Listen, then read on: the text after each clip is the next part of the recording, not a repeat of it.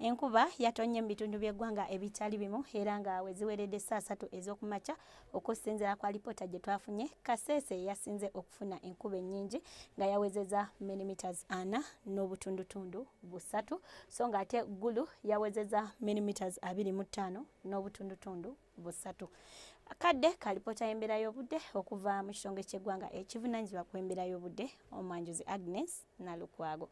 Mu biseera eby'okumakya ssaako n'olweggulo akasana kaasenga bwe kakubakubamu mu bitundu by'eggwanga ebisinga obungi ng'oggyeko mu bukiikaddyo bw'eggwanga lyaffe gye twafunye enkuba entonotono.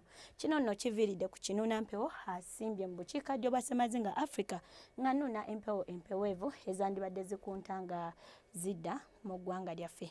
Mu biseera eby'okumakya enkya tusuubira enkuba okutonya ebitundu ebyo ebyebulunguludde ennyanja Nalubaale olwe wasigadde akasana kajja kwaka nga bwe kakubakubamu. Olweggulo tusuubira enkuba okutonya mu bitundu by'eggwanga ebisinga obungi ng'oggyeko eyo mu bukiikakkono tusuubira akasana okwaka nga bwe kakubakubamu nga n'ebbugumu erya waggulu lijja tuukira ddala ku degrees 3 eyo mu ggulu so nga ate ekibuga ekikulu Kampala ebbugumu tulisuubira okutuukira ddala ku Celsius 28. Ebibuga ebirala mu nsi ekibuga nga Paris ne London tubisuubira okuba n'enkuba nga n'ebbugumu mu London lijja tuukira ddala ku Celsius 5 so nga ate Washington tusuubira akasana okwaka nga bwe kakubakubamu ssaako ne Beijing. Olwo mu New Delhi tusuubira akasana okwememula.